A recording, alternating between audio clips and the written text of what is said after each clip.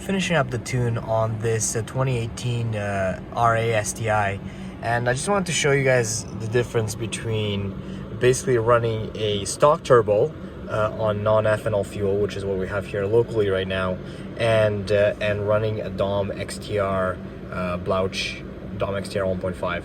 So you can see that down here, the faint line is the stock turbo. You can see that the stock turbo is able to spool and come up to power a little bit quicker, but basically past about 3,200 RPM, then the bigger turbo takes over, and it just keeps on walking it in the mid-range here. Then you've got at about 4,600 RPM. The delta between the two power numbers is a good 25 horsepower, and then at the very top here, when the big turbo really takes over, you've got about 55 horsepower worth of extra power from this turbo. So relatively similar spool.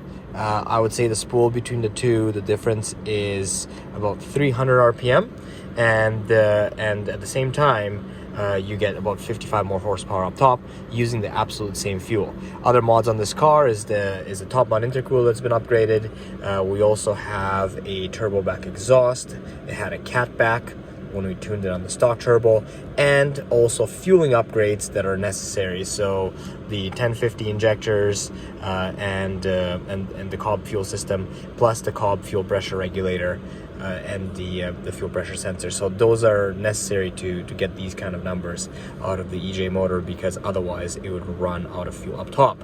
Now with some ethanol on this and flex fuel, would really be able to push this quite a bit further, especially on the top end. You'll see quite a bit more power, but otherwise a solid increase over what the stock turbo has to offer.